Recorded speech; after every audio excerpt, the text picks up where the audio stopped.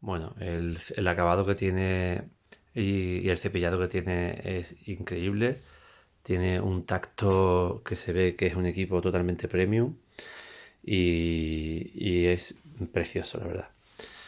Los laterales de madera son también muy bonitos y quería mostraros que la calidad del armazón en el que está construido, ¿no? Para favorecer también a evitar todo tipo de vibraciones que se puedan transmitir a la unidad mecánica. Ya he aflojado los tornillos de esta tapa, podéis ver, la puedo quitar. Y la sorpresa es que no se accede directamente a la parte electrónica. Hay que quitar esas dos tapas que estáis viendo ahí para poder acceder a la placa electrónica. Tenemos dos placas, una que digamos aloja la parte mecánica, servomecanismo y la parte de electrónica digital, y otra donde aloja la fuente de alimentación y la electrónica analógica. Una vez quitado los tornillos, quitamos esta placa, que es una chapa de 3 milímetros de espesor, pesa bastante, y ahí podemos ver la parte analógica de todo lo que es la parte analógica, con conversión digital analógica y fuentes de alimentación. Y si quitamos esta, pues accedemos a la parte mecánica y digital. Aquí podéis ver toda la tecnología que implementa este reproductor de CD. Al final todo lo que veis por aquí, que ahora vamos a ir describiendo así por encima, es para conseguir extraer la información musical que hay grabada aquí de forma física en este soporte óptico y convertirla en una señal analógica que vamos a extraer por este conector de aquí y inyectarla en los circuitos de preamplificación o de amplificación. Para conseguir ese objetivo, en el año 1987, la marca Yamaha, que comenzó a llamarse Yamaha precisamente cuando celebraron el primer centenario, que fue, ya digo, en el 1987, diseñó esta maravilla del reproductor de CD.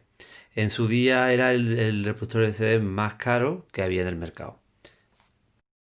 Los ingenieros de Yamaha implementaron en este equipo las últimas soluciones tecnológicas y los últimos sistemas electrónicos para audio y para sistemas digitales que había en la época. Y la verdad que consiguieron implementar lo mejor de lo mejor. Bueno, antes de repasar por encima los circuitos que conforman este magnífico reproductor, vamos a recordar cómo se graban los datos, de qué forma están estructurados los datos en el soporte físico del CD. Bueno, ya sabéis que el CD lo inventó Sony de la mano de Philip, o Philip de la mano de Sony. Y en cierta forma los datos en esta superficie se graban datos de varios tipos. Vamos a recordar un poco qué tipo de datos se graban aquí y para qué sirven.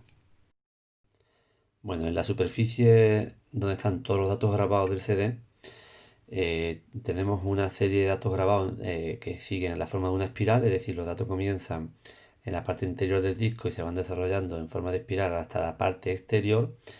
Bueno, en esa espiral hay un patrón que se llama cuadro que está compuesto de 588 bits, ¿vale? 588 bits que se repiten cada 136 microsegundos. Claro, cuando el disco gira a una velocidad de 1,2, 1,3 metros por segundo. ¿Vale? En cada patrón de 588 bits, en cada paquete que se repite de 588 bits, pues hay no solamente es información de audio propiamente dicha la que hay grabada. Hay información de sincronización, hay información que sirve para la corrección de errores, etcétera. Es decir, en cada patrón de 588 bits tenemos lo siguiente. Un patrón inicial de sincronización de 27 bits que nos sirve para sincronizar, para darle información a la electrónica digital y sincronizar la velocidad de giro con la extracción de datos por parte de la óptica, para que siempre vaya sincronizado. Al principio de cada un bloque de estos de 588 bits tenemos ese patrón. Después vienen 8 patrones de paridad que sirven para que los algoritmos implementados en la parte digital pues vayan haciendo corrección de errores. Eso también es muy importante, la corrección de errores que se va produciendo a la vez que se va reproduciendo la lectura en serie de todos esos datos por parte de la unidad óptica. Después tenemos un patrón de subcódigo formado, bueno, los 8 patrones de paridad, creo recordar que estaban compuestos por 136 bits, ¿vale? Tenemos 27 bits en el patrón de sincronización al principio de cada paquete, 136 bits para el control de paridad, que ya hablaré un poco más adelante, que es para la corrección de errores, 17 bits para un patrón llamado de subcódigo.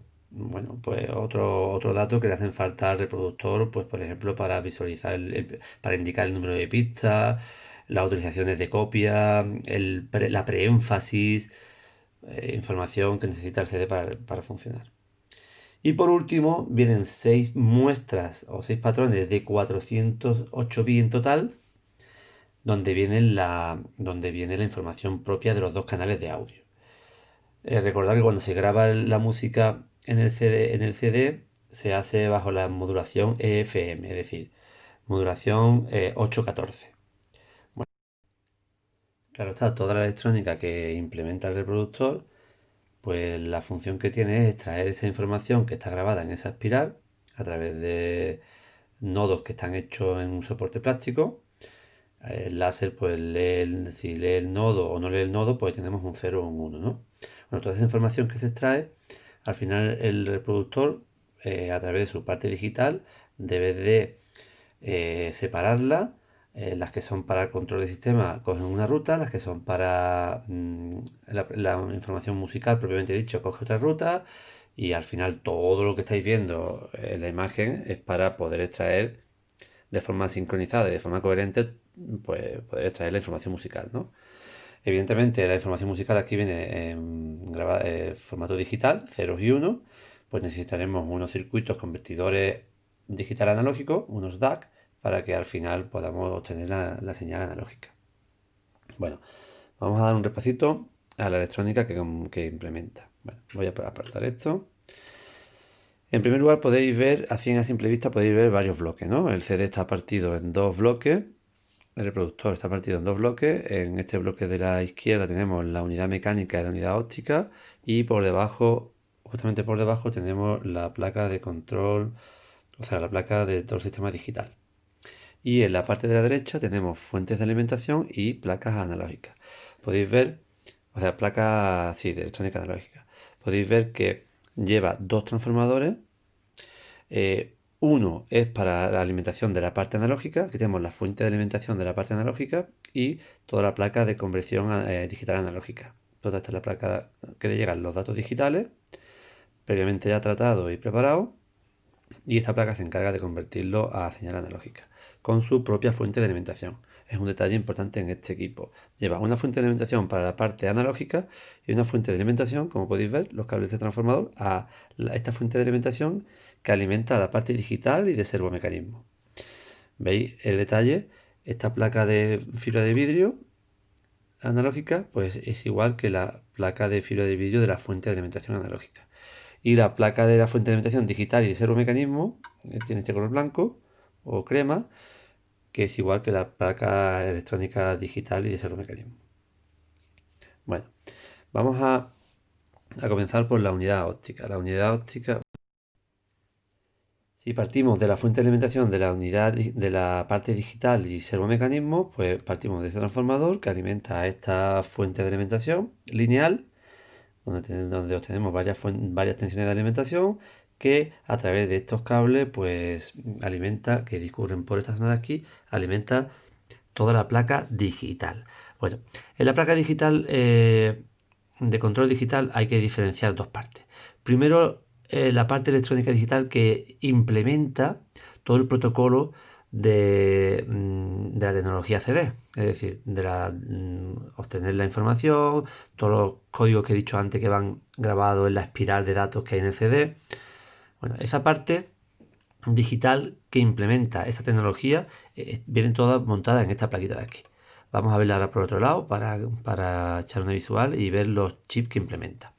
Y después tenemos una parte de electrónica digital y de servomecanismo que viene una parte, digamos, un pequeño microordenador, que es este de aquí, de la marca Mitsubishi creo que era, que gestiona un poco el funcionamiento de todo el equipo, es decir, todo lo que son los mandos del frontal, la visualización del display, otros datos de control que necesita para funcionar, el control de los servomecanismos, todo viene controlado por este pequeño, bueno, por este microcontrolador. Mejor dicho, esto es un microcomputador, microordenador.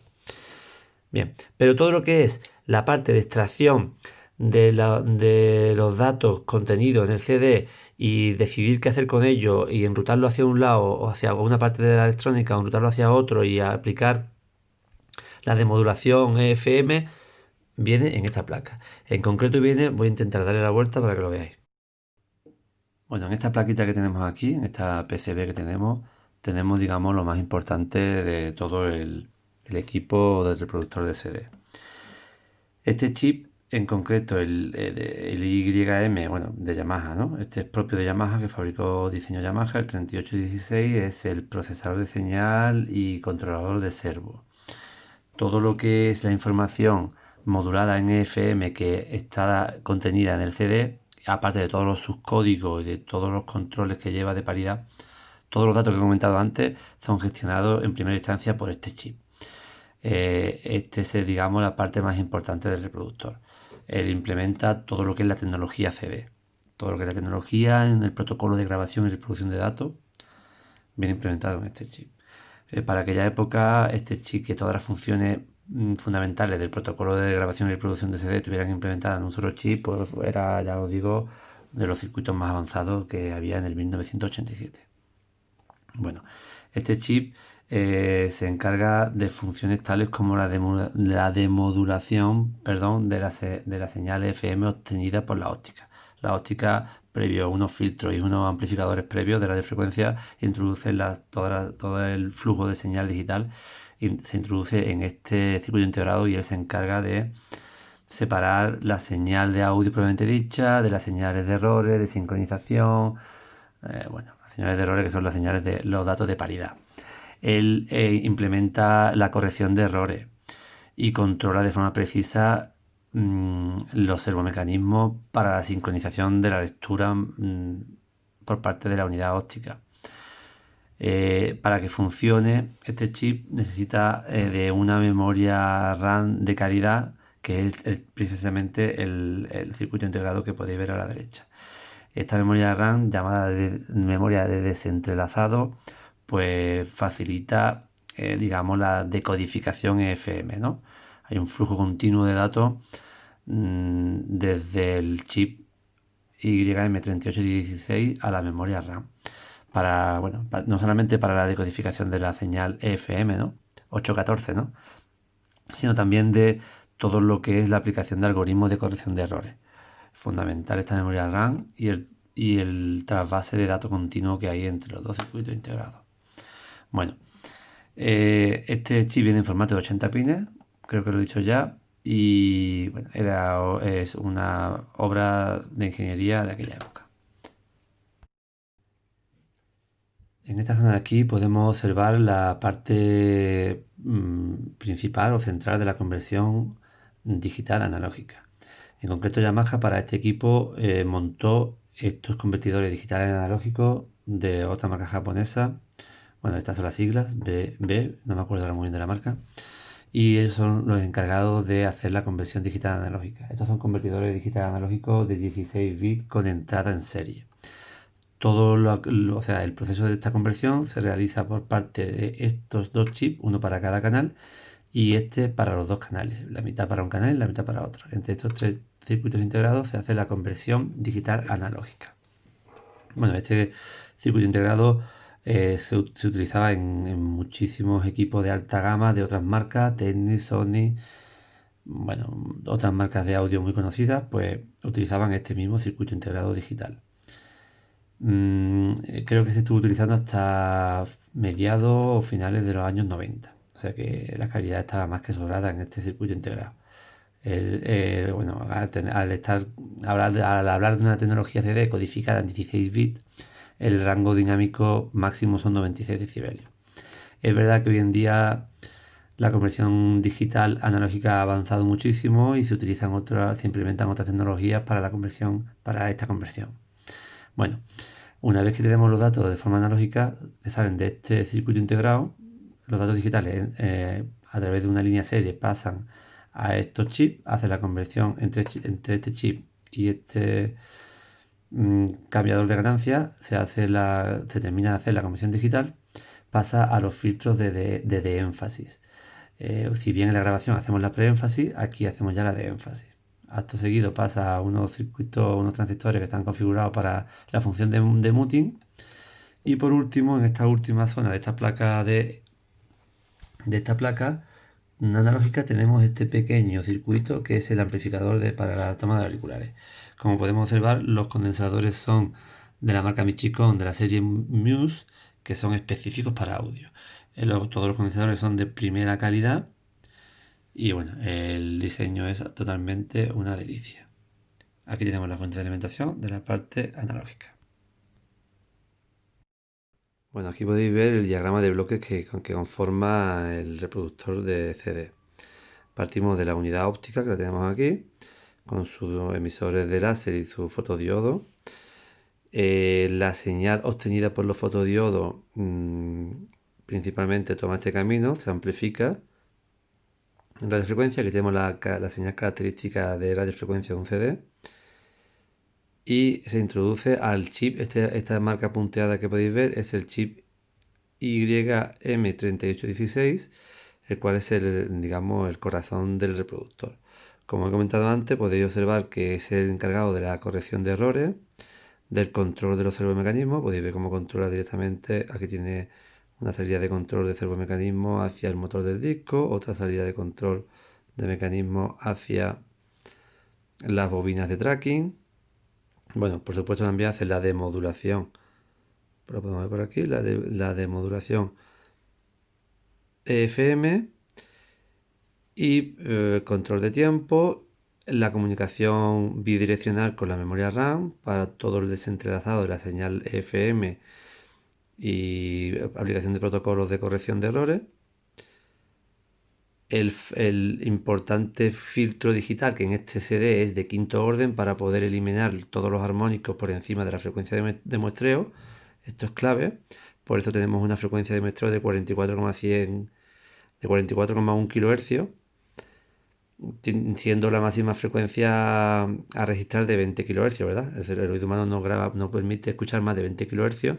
Sin embargo, no muestreamos según el teorema de Nyquist, no muestreamos a 40, muestreamos a 44,1. Esto es debido a que necesitamos un margen para poder hacer el filtrado digital, ¿no? Y eliminar los armónicos que producirían el aliasing. Bueno, aquí la parte también fundamental del acoplamiento óptico, o sea, acoplamiento entre la parte digital y analógica a través de elementos ópticos. El control de volumen digital, también un circuito integrado específico de Yamaha. Los convertidores analógico-digital, como comenté antes, el convertidor PCM56P para cada canal. Aquí ya salen las señales analógicas, se hace la de énfasis, se preamplifica, se mutea y bueno, y sale ya completamente la señal analógica. Es decir, estos diodos reciben la señal digital. Aquí se obtiene el flujo de ceros y unos en los paquetes que mencioné antes. Y este circuito integrado se encarga de gestionar todo ese flujo de datos. Bueno, también tenemos otra parte, que es la parte de control, que está gobernada, o sea, la implementa el microcomputador, ¿no? Para todo lo que es el control de display, de teclado de entrada, mando de distancia, también control de servo, ayuda al control de servo el microprocesador con respecto al chip YM3816. Bueno, aquí el detector de infrarrojo. Y no sé si quedará algo más por aquí. Bueno, una salida digital que la sacamos directamente desde esta interfaz. Y la fuente de alimentación, que bueno, que no viene aquí implementada en este diagrama de bloque. Veis el control de servomecanismo. Todo esto es control de servomecanismo. Esta es la parte de precisión mecánica. Para ello implementa circuitos de control automático en bucle cerrado. Todo este tipo de mecanismos es la teoría fundamental del control automático, servomecanismo. Si como técnico nos llega al taller este equipo y necesitamos un ajuste, pues debéis de seguir los pasos que, bueno, aunque hay otros medios con los que se puede llegar a un ajuste óptimo, bueno, pues el fabricante te da los pasos que él cree más correctos para ajustar todos los parámetros que intervienen en el funcionamiento correcto del reproductor. Lo primero que deberíais de hacer es construiros este filtro en una PCB de prueba. Se construye este filtro, se sueldan estas entradas a los puntos específicos del esquema y aquí podemos conectar frecuencímetro, osciloscopio y demás instrumentación para hacer los ajustes que a continuación el fabricante os va indicando paso por paso cómo debe de hacerse. Este es el filtro, el cual se suelda a los puntos específicos y aquí podemos conectar la instrumentación de medida. Bueno, es bastante complejo y de una gran dificultad para acceder. De hecho, debemos de desmontar todo el panel principal para poder acceder a los ajustes que están en esta zona de aquí. Esto es uno de los principales problemas que tiene este equipo. El ajuste no es nada fácil, ni por metodología, ni por accesibilidad. Ya os lo digo por si os encontráis alguna vez con uno de estos y tenéis que repararlo o ajustarlo, que es casi más difícil que la reparación. Los ajustes principales lo tenéis en esta zona y debéis de seguir los pasos que dice el fabricante para medir los valores correctos en el sitio correcto. ¿Vale? Aquí veis todo el procedimiento de ajuste con toda la instrumentación utilizando el filtro. Ahí veis los puntos de soldadura donde debe de ir, los puntos de test donde debe de ir la entrada del filtro y aquí a la salida los instrumentos de medida. Y ajustar, mirad los ajustes que lleva, sí, para ajustar todo tipo de la confirmación de enlaces, los ajustes de tracking, de foco, de la señal de radiofrecuencia. Bueno, aquí lo podéis observar y ahí tenéis todo el procedimiento de ajuste. No es tarea fácil. Bueno, por último quiero destacar una característica importante que tiene este reproductor, que es el filtro que implementa. Podéis leer ahí que es un filtro de quinto orden, es decir, ya sabéis que la tecnología CD muestrea 44.100 Hz, 44,1 kHz. Sin embargo, para digitalizar señales de audio debemos de muestrear al doble de la máxima frecuencia que pretendemos muestrear, ¿no? Si la máxima frecuencia que pretendemos muestrear en audio son 20.000 Hz, pues ¿por qué no muestreamos a 40.000 Hz? ¿Por qué la tecnología CD lo hace a 44.100 Hz? Bueno, si pensamos un poco, la máxima frecuencia que podríamos muestrear con una frecuencia de muestreo de 44.100 Hz serían 22.500 Hz, la mitad. Entonces hay un margen entre los 20.000 Hz máximo que tiene cualquier señal de audio hasta los 22.500 Hz que puede muestrear el sistema. Ese margen se implementa para que actúe este filtro, para que esta pendiente de quinto orden pueda desarrollarse bien y eliminar todas las frecuencias fundamentales y armónicos de frecuencias fundamentales por encima de los 20.000 Hz y armónicos de frecuencias inferiores por debajo de los 20.000 Hz. Entonces esto es fundamental y tenemos un filtro activo de quinto orden que es más que suficiente para que en ese margen corte toda la frecuencia. Esa frecuencia la debemos de cortar para evitar el efecto de aliasing, un efecto que ocurre cuando queremos digitalizar señales de audio. Entonces es fundamental.